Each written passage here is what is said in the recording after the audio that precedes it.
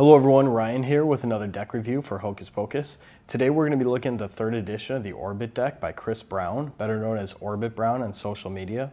The third edition is inked in Nebula Purple, the result of mixing red and blue. It showcases a reworked card back design and some alterations of the face cards. Let's jump right in with a look at the tuck case. The third edition is housed in a tuck similar to the first two editions. Diagonal lines alter shade as they pass through the perfect circle in the center. Block type reading orbit spans across the front. Third edition is typed on one side, while the other side reads distributed by theorbitbrown.com. 23 is a number that has significance to Chris and appears on the top of the tuck box, just like the red and blue editions. The simple purple tuck seal reinforces the circle motif. The tuck flap provides a few thoughts to ponder during practice, while the side tabs hint at the inspiration for the design work.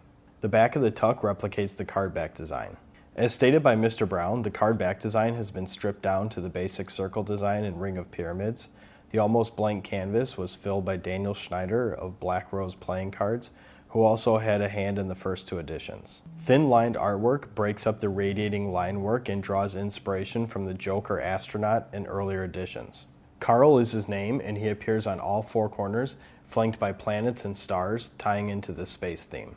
A thin purple border with rounded corners separates the artwork from the white border measuring 3.2 millimeters, thinner than the standard and closer in thickness to the red edition than the larger borders of the first edition. The card faces are pulled from the USPCC library and are similar in style to the Arco faces. The standard faces are perfectly suited for all types of magic and gameplay. The Ace of Spades is borrowed from the red edition. It features Carl's view of the Earth from the moon.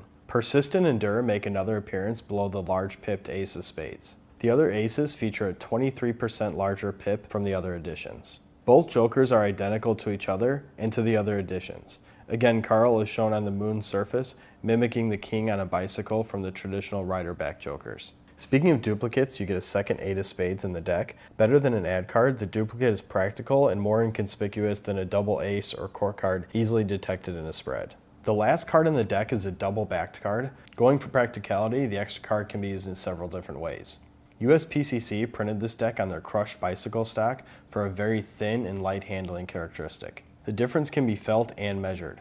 The first edition weighs in at 1.631 grams and 0.30 millimeters thick. The second edition was heavier at 1.669 grams each card and 0.29 millimeters thick. The third edition in purple weighs a mere 1.615 grams and is 0.27 millimeters thick, a difference of 0.054 grams and 0.03 millimeters thickness.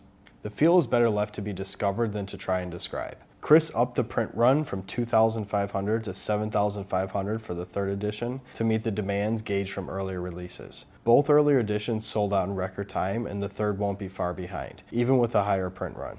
Purple Orbits are a refreshing change from the traditional blue and red colorways. The reworked back design ties to the cornerstones of the first edition and makes this deck an iconic follow-up from the early releases while commanding a demand of its own. If you can't imagine another day without these in your life, click your way over to hocus-pocus.com and add a few in your cart. Thanks for watching, and stay tuned on Instagram for news and upcoming deck reviews. See you all soon.